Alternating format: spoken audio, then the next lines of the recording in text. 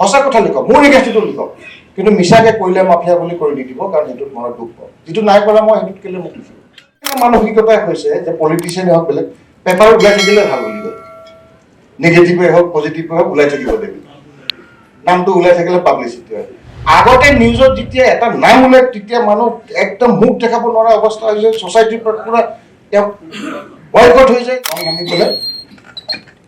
যদি দিব পাৰোঁ তেতিয়াহ'লে পটকৈ মাৰ্কেটৰ ৰেটটো আমাৰ কমাৰ্চিয়েলাইজেশ্যনৰ ফালে বেছি আমি গৈ আছোঁ। চব ক্ষেত্ৰটো মই খোজাব নোৱাৰোঁ, আপুনি খোজুৱাই দিলে আপোনাৰ পিঠিটো খোজাব নোৱাৰে, মই আপোনাৰ পিঠিটো খোজুৱাই দিম, এইটো মিলা মিলি আজি লিখিব লাগিব। চৰকাৰে সকলো কাম কৰিছে, ভাল কাম কৰিছে, কিন্তু তাৰ ভিতৰত যিখিনি বেয়া কাম সেইটোত নিশ্চয়কৈ লিখিব লাগে। মই আপোনালোকক অনুৰোধ কৰিছোঁ লিখক। কৈ দিয়ে যে মিডিয়াবিলাকে এইটো মিছা কথা লিখিছে, আমুক লিখিছে, তামুক লিখিছে, এইটো ভেৰি ইজি। মই সাংবাদিক নহয় কাৰণে মই সাংবাদিক জগতৰ অসুবিধা বুলি মই নাজানো। আজি আপোনালোকে ডক্টৰ নহয় কাৰণে ডক্টৰৰ অসুবিধা আপোনালোকে নাজানে, সেইখিনি আমি জানো। প্ৰেছ ক্লাবৰ সৌজন্যত যি বঁটা বিতৰণী সভাত আমাৰ সভাপতি দিছপুৰ প্ৰেছ ক্লাবৰ শ্ৰদ্ধাৰ নৰেন হাজৰিকা ডাঙৰীয়া, আমাৰ পদ্মশ্ৰী শ্ৰদ্ধাৰ ৰোমান শৰ্মা ডাঙৰীয়া, আমাৰ প্ৰাক্তন অসম চৰকাৰৰ মন্ত্ৰী তথা প্ৰাক্তন সাংসদ কুমাৰ দীপক দাস ডাঙৰীয়া, অসম বিধানসভাত মোৰ সতীৰ্থ শ্ৰদ্ধাৰ বিধায়ক হেমাংগ ঠাকুৰীয়া ডাঙৰীয়া, আজি ইয়াত উপস্থিত থকা আপোনাৰ সকলোৰে পৰিচিত শ্ৰদ্ধাৰ পি.জে. বৰুৱা, মোৰ শ্ৰদ্ধাৰ আৰু আমাৰ দাদা, আমি ফুটবল প্ৰায় একেলগে খেলোঁ, খালি কাৰ্বি আংলঙত মাতিলে ফুটবল খেলিব নাযায়, যোৱাবাৰ গৈছিলে সেইকাৰণে গৈছিল। পাহাৰ বগোৱা কিন্তু হিমালয় বগোৱা হেৰি আছে, কিন্তু পাহাৰত ফুটবল খেলিবলৈ মাতিলে নাহে আমাৰ শ্ৰদ্ধাৰ প্ৰণয় বৰদলৈ ডাঙৰীয়া, আমাৰ ইয়াত উপস্থিত থকা শ্ৰদ্ধাৰ সঞ্জীৱ ফুকন ডাঙৰীয়া, আজি ইয়াত উপস্থিত থকা মোৰ শ্ৰদ্ধাৰ মৌচুমজ্যোতি বৈশ্য ডাঙৰীয়া, সোণাধৰ ৰায় ডাঙৰীয়া, আৰু ইয়াত উপস্থিত থকা বঁটাপ্ৰাপ্ত আৰু বঁটাৰ বাবে নিৰ্বাচিত হোৱা শ্ৰদ্ধাৰ নমস্য ব্যক্তিসকল, আৰু সংবাদ জগতৰ পৰা অহা বিভিন্ন চেনেল বা বিভিন্ন নিউজ চেনেলৰ লগত বা প্ৰিণ্ট মিডিয়াৰ লগত জড়িত ব্যক্তিসকল সকলোকে মই নমস্কাৰ জনাইছোঁ। কাৰ্বি ভাষাত কাৰ্ডম মানে নমস্কাৰ, গতিকে কাৰ্বি আংলঙৰ পৰা অহাৰ কাৰণে মই কাৰ্ডমটোও কৈছোঁ, যাতে আপোনালোকেও কেতিয়াবা কাৰ্বি আংলঙত গ'লে কাৰ্ডম বুলি ক'ব, মানুহে খুব ভাল পায়। যাই কি নহওক, এই দিছপুৰ ক্লাবে এটা খুব সুন্দৰ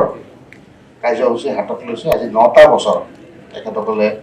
এই বঁটা প্ৰদান কৰি আহিছে। যি ইনফ্লুৱেঞ্চাৰ, যিসকল ব্যক্তি সমাজক ইনফ্লুৱেঞ্চ কৰিব পাৰে, তেখেতসকলক এই বঁটাৰে সন্মানিত কৰিছে, আৰু ইয়াৰ দ্বাৰা তেখেতসকল যাতে আৰু উৎসাহ মনত পাব আৰু ভাল কাম কৰিবলৈ কাৰণে আগবাঢ়ি যাব, মোৰ দৃঢ় বিশ্বাস। তেখেতসকলৰ এই পদক্ষেপৰ বাবে দিছপুৰ প্ৰেছ ক্লাবক মই ধন্যবাদ দিছোঁ। 2-3টামান কথা কম, কাৰণ কেলে ক'লে সময়ো দেৰি হৈছে, মোৰো যাবলগীয়া হৈ আছে, আৰু বেছি ক'লেও বৰ দিগদাৰ। প্ৰেছত ক'ৰবাত কিটো ইণ্টাৰপ্ৰিটেশ্যন কি হৈ যায় ক'ব নোৱাৰি, তাৰ গতিকে বেছি নোকোৱাই ভাল। কিন্তু তথাপিও মই মৌচুমে মাতোতে মই ক'লোঁ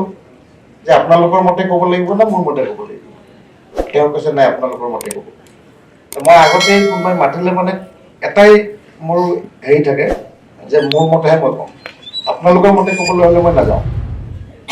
কাৰণ কেলে ক'লে মই জীৱনত বহু সংঘৰ্ষ কৰি আহিছোঁ আৰু কষ্টৰ মাজতে আহিছোঁ, কাৰণ যিটো সত্য, যিটো মই ভাল বুলি ভাবোঁ,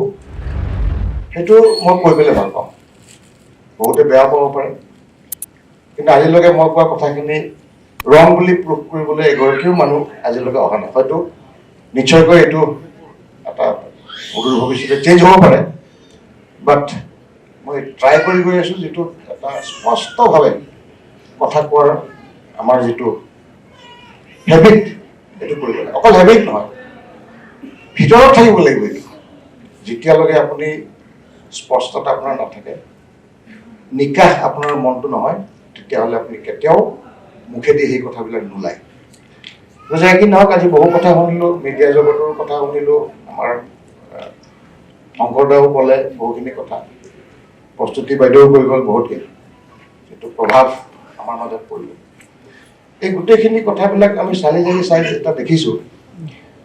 চৰকাৰৰ বিৰুদ্ধে লিখিলে বেয়া পায় বুলি কয়, বা এড বন্ধ কৰি দিয়ে বুলি। আমি ইমানৰে যোগ্য নেকি চৰকাৰী অনুদানতহে আমি মিডিয়াটো চলাই থাকিম? আমাক এনেকুৱা কৰিব লাগিব, শক্তিশালী কৰিব লাগিব, আপোনাৰ লিখনিত, আপোনাৰ মিডিয়াৰ যিবিলাক নিউজ, চৰকাৰৰ অনুদান নালাগে। আপোনাৰ চেনেলটো চাবলৈ কাৰণে বেলেগ বেলেগ কোম্পানীবিলাকে আপোনাক স্পন্সৰ কৰিব।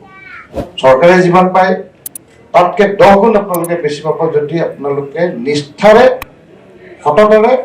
এটা নিৰপেক্ষভাৱে খুব ভাল ভাল এট্ৰেক্টিভ কামবিলাক আপোনালোকৰ চেনেলৰ পৰা নিউজ পেপাৰ লিখে। মই ভাবোঁ অলপ আমি চিন্তা কৰিবলগীয়া হৈছে, কাৰণ কোনোবা চৰকাৰে যদি প্ৰেছাৰ দি পেলাই নিউজ বন্ধ কৰে বুলি ওলাইছে, সেইটো বৰ দুৰ্ভাগ্যৰ কথা। কাৰণ মই নাজানো সেইটো ক্ষেত্ৰত যে এইটো হয় না নহয়, এড বন্ধ কৰি দিয়া, কিবা কৰি দিয়া, মাজে মাজে শুনিবলৈ পাওঁ। যদি সেইটো হৈছে, সেইটো বৰ দুৰ্ভাগ্যজনক। আৰু আজি আমি ইমানতে আছো নেকি যিটোত আমি চৰকাৰকে মুখ পেটি বহি থাকিব লাগে, বন্ধ কৰি দিব লাগে চেনেল যদি চৰকাৰৰ অনুদান নোহোৱাকৈ চলিব লাগে। মোৰ একদম স্পষ্ট কথা, কিন্তু আমি চেষ্টা কৰিব লাগিব। আজি লিখিব লাগিব, চৰকাৰে সকলো কাম কৰিছে, ভাল কাম কৰিছে, কিন্তু তাৰ ভিতৰত যিখিনি বেয়া কাম সেইটোত নিশ্চয়কৈ লিখিব লাগে। মই আপোনালোকক অনুৰোধ কৰিছোঁ লিখক, কাৰণ আমাৰ ভুলটো, চৰকাৰৰ ভুলটো যদি আঙুলিয়াই নিদিয়ে, তেতিয়াহ'লে আমি চব শুদ্ধই কৰি আছো বুলি ভাবি থাকিম। ক'ত যদি ভুল হৈছে, সেই ভুলখিনি আপোনালোকে দেখুৱাই দিয়াটো দায়িত্ব আপোনালোকৰ আছে। আৰু তেনে কৰিলে মই ভাবোঁ আপোনালোকৰ সাংবাদিক জগতখনক আৰু ওপৰলৈ লৈ যাব পাৰিব। হয়, বহুতৰে সমস্যা আছে, বহু ক্ষেত্ৰত নিজৰ সমস্যাটো নিজে বুজি পায়। আজি মই সাংবাদিক নহয় কাৰণে মই সাংবাদিক জগতৰ অসুবিধা বুলি মই নাজানো। আজি আপোনালোকে ডক্টৰ নহয় কাৰণে ডক্টৰৰ অসুবিধা আপোনালোকে নাজানে, সেইখিনি আমি জানো। এতিয়া আপোনালোকে বিধায়ক নহয় কাৰণে বিধায়কৰ কথাবিলাক নাজানে,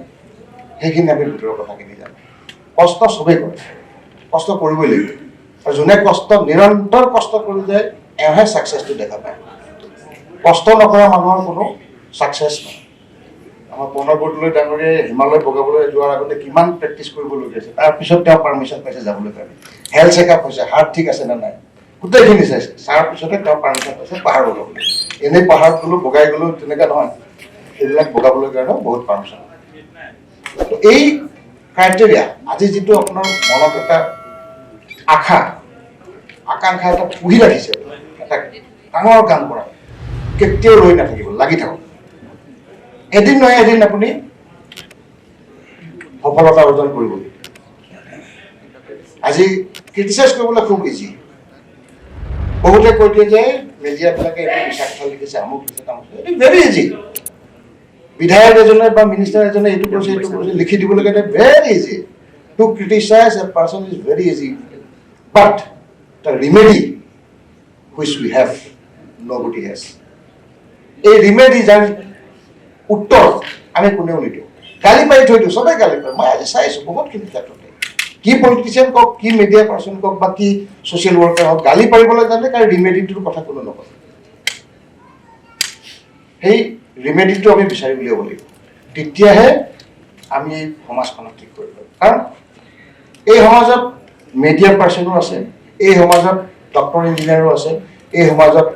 পলিটিচিয়ানো আছে, এই সমাজত সাহিত্যিকো আছে, কলাৰ ক্ষেত্ৰৰ লগত জড়িত লোক আছে, ইণ্টেলিজেণ্ট লোক আছে, চাইণ্টিষ্ট আছে,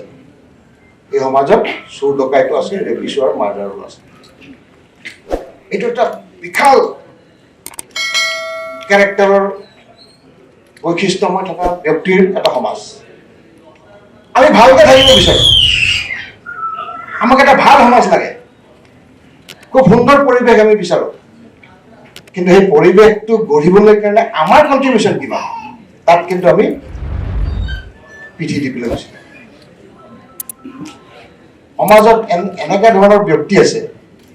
বেয়া হ'বলৈ বিচাৰে মই ঠিকে থাকিম কিন্তু বেলেগ মৰম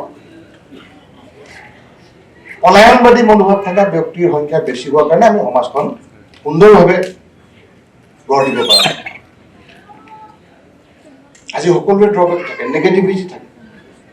কিন্তু পজিটিভিটিও থাকে পজিটিভ ৱেত যদি আমি কাম কৰি যাব পাৰোঁ তেতিয়াহ'লে সদায় ভাল কাম কৰি যাওক মানুহে আপোনাক ফ'ল' কৰিবই আজি প্ৰণয় বৰদলৈ দেখোন ডাঙৰীয়া ফলোৱাৰ্ছ বহুত আছে কাৰণ তেওঁ নিৰ্ভীকভাৱে কথা কয় আৰু প্ৰস্তুতি বাইদেউ কিছুমান টিভিত অৱশ্যে তেখেতৰ থিয়েটাৰো মই আজিলৈকে চোৱা নাই চিনেমাও চোৱা নাই কিন্তু তেখেতৰ যিখিনি টিভিত বাইট কিছুমান দিয়ে খুব স্পষ্টভাৱে মই বিৰাট এডমায়াৰ কৰোঁ তেখেতৰ এই কথাবিলাক স্পষ্টকৈ কথা কোৱাত কি আপত্তি আছে আমাৰ লছ ক'ত কাৰ্বি আংলঙত কৰাপশ্যন হয় কিবা হয় বহুত কথা ক'লে পাব্লিক এতিয়াতো মই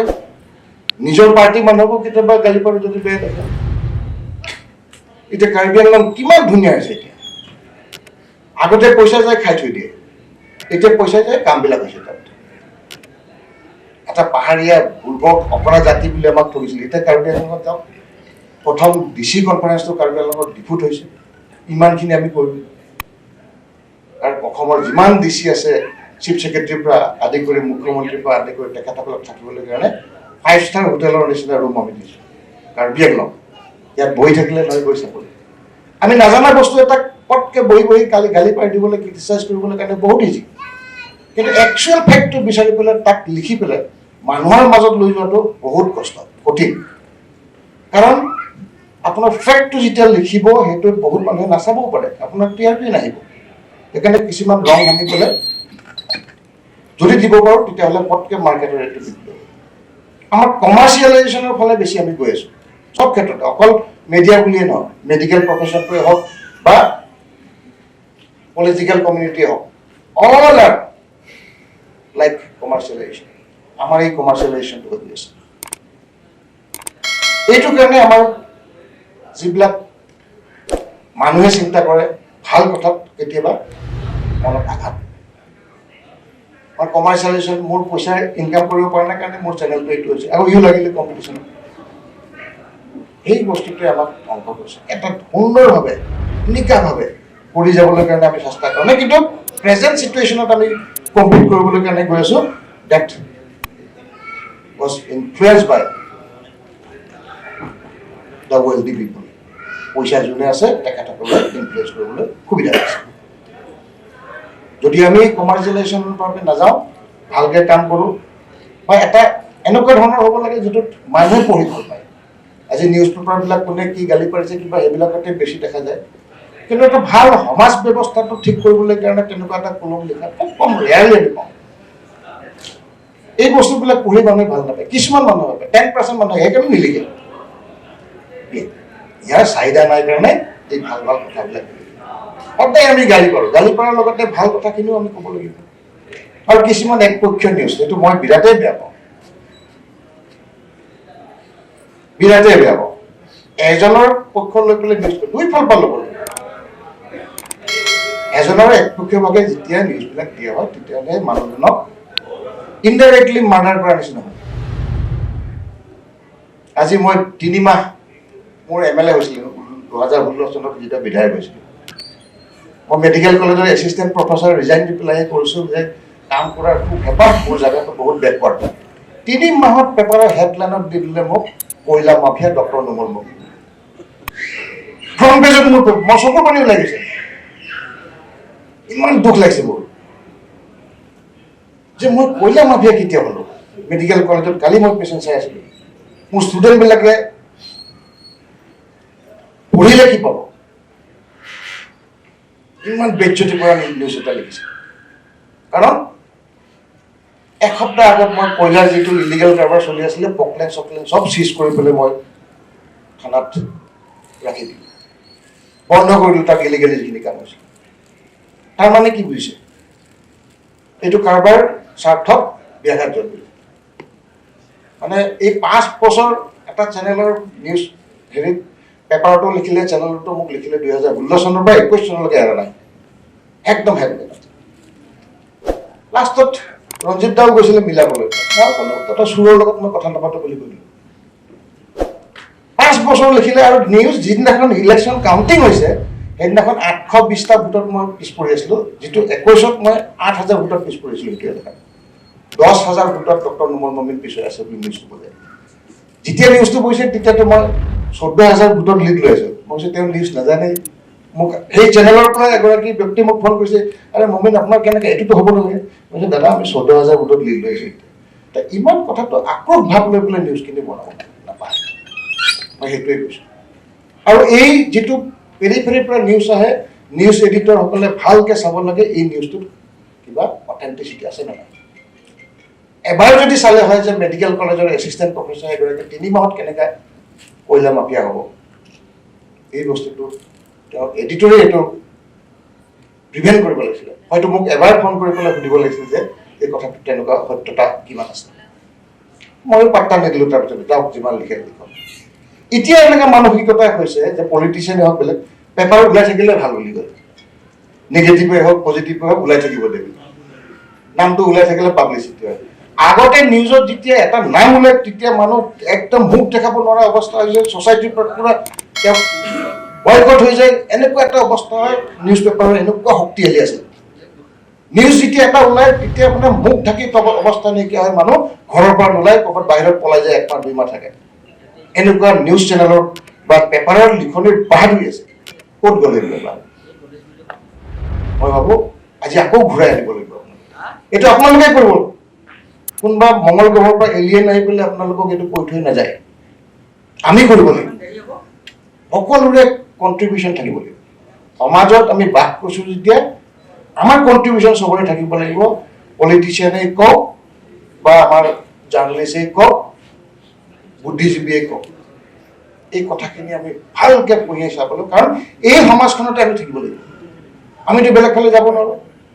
যদি কোনোবাই বহুত পইচা টকা ঘটিছে তেতিয়াহ'লে বেলেগ ফালে মাটি লৈ পেলাই বনাব পাৰে কিন্তু আমাৰতো সেইটো নাই এইটো অসমতে থাকিব লাগিব ইয়াতে জন্ম ইয়াতে মৃত্যু অন্যথা আমাৰ একো নাই alternative we don't have any alternative we have to live together এতিয়া আমি পেৰাচাইটিজিম নহয় এতিয়া চিম্বায়চিছ হ'ব লাগিব ইটোৱে সেইটোক মৰম কৰে মোৰ পিঠিটো মই খোজাব নোৱাৰোঁ আপুনি খোজুৱাই দিলে আপোনাৰ পিঠিটো খোজাব নোৱাৰে মই আপোনাৰ পিঠিটো খোজুৱাই দিলোঁ এইটো মিলা মিলা এনেকৈ সমাজখন আগবাঢ়িব আপোনাৰ মিডিয়া জগতত যিকেইটা অসুবিধা আছে আমি মিলি পেলাই শেষ কৰোঁ চব ৰাজনীতিৰ জগতত কি কেৰুণ আছে আপোনালোকে মিলি পেলাই হওক এইখিনি শুধৰণি কৰিলে আমাৰ লাভ আছে এনেকুৱাও অসমৰ জাৰ্নেলিষ্ট আছে যি বিজ্ঞান হেৰাল্ড পেপাৰত লিখিছিল আমাৰ কহিমাৰ এটা এনকাউণ্টাৰ ফেক এনকাউণ্টাৰ বুলি লিখি দিলে চাউথত পুৰা গণ্ডগোল হৈ গ'ল তাৰপিছতে পাৰ্লিয়ামেণ্টত ডিবেট হৈ গ'ল তাৰ ওপৰত জইণ্ট পাৰ্লিয়ামেণ্টাৰী কমিটি বনালে কমিটি পঠিয়াই দিলে কহিমাত ইনকুৱাৰী কৰিব পেপাৰৰ মালিকটোতো বিৰাট খৰ্গগ্ৰস্ত হৈ গ'ল তেতিয়া কৈছে ইমান মোৰ চেনেলটো হেৰি হৈ আছে আপুনি এইটো কি লিখিলে আপুনি ষ্টেটমেণ্ট দিয়ক সি কৈছে লিখি দিব দিয়ক যে দিছ ইজ মাই পাৰ্চনেল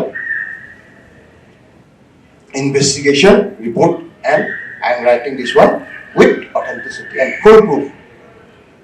তেতিয়া পেপাৰ ষ্টেটমেণ্ট দিলে এইটো যোনে জাৰ্নেলিষ্ট তেখেতৰহে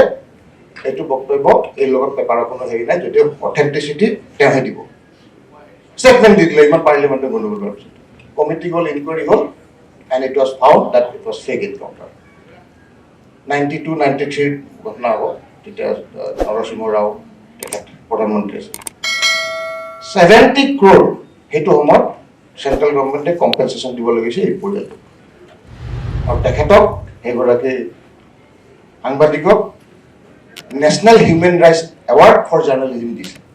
এই তেনেকুৱা ব্যক্তিও অসমত আছে তো গতিকে আমি সেই বস্তুবিলাকক আকৌ ওলাই আনিব লাগিব সেই গৰিমাটো ঘূৰাই আনিব লাগিব আপোনালোকৰ এটা কলমত পলিটিচিয়ান টয়লেটত 10 বাৰ দৌৰিব লাগিব তেনেকুৱাকৈ লিখা আৰম্ভ কৰিব খুব লিখক মোৰ ফালৰ পৰা মই যিটো কৈছোঁ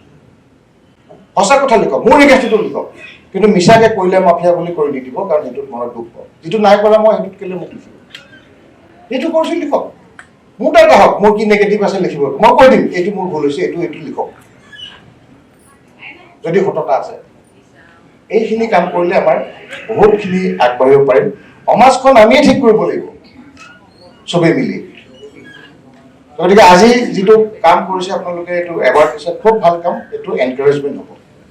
এই ইনফ্লুৱেঞ্চাৰ ব্যক্তি এতিয়া সকলোকে মাতি পেলাই আপোনালোকে এইটো মানে জেনেৰেল মিটিং হৈছে, তাত ডিছকাশ্যনৰ খুব এটা স্কোপ নাথাকে। আপোনালোকে এনেকুৱা এটা অনুষ্ঠান কৰিব দিছপুৰ প্ৰেছ ক্লাবত, এই ইনফ্লুৱেঞ্চাৰ যি 25গৰাকী ব্যক্তি তেখেতৰ লগত ইণ্টাৰেকশ্যনৰ কাৰণে একদিন ঠিক কৰিব, লাগিলে ময়ো আহিম, কৰ্ণাদাও আহিব, আমি আৰু কেনেকুৱাকৈ আগবঢ়াব পাৰে এই তেখেতসকলৰ পৰা বুদ্ধি ল'ম। কাৰণ চৰকাৰখন চলাবলৈ কাৰণে যিখিনি বুদ্ধি আপোনালোকৰ আছে, এই কাম ইয়াৰ পৰাও যদি আমি দুই এটা আপোনালোকৰ এডভাইচ পাওঁ, তেতিয়াহ'লে মই ভাবোঁ চৰকাৰত আমি যেতিয়া প্ৰতিনিধিত্ব কৰিছোঁ, এই চৰকাৰখনকো তেনেকুৱাকৈ আৰু কৰিবলৈ কাৰণে এনকাৰেজমেণ্ট আমি দিব পাৰিম। এই পজিটিভিটিবিলাক আহিব লাগে, সদায় ইণ্টাৰেকশ্যন থাকিব লাগে। ক'ত গণ্ডগোল হৈছে, কি নাই, যেনেকৈ কিবা কিবি এটা হ'লে ফটকৈ প্ৰেছ মিট দিবলৈ কাৰণে মিনিষ্টাৰ ডাঙৰ ডাঙৰ মানুহবিলাকে আহে, তেনেকুৱা নিচিনা এইটো ইণ্টাৰেকশ্যন ষ্টেটমেণ্ট দিয়ে। কিন্তু আমি ভাল ভাল কথাবিলাক উলিয়াই পেলাই ক'বলৈ, এতিয়া মই বহুত নজনা কথা আছে, আপোনালোকৰ পৰা জানিবলৈ পাৰোঁ। আপোনালোকেও দেশৰ প্ৰতি কিছুমান কথা এইবিলাক নাজানে, সেইখিনিও আমি যদি ডিছকাছ কৰোঁ পাওঁ।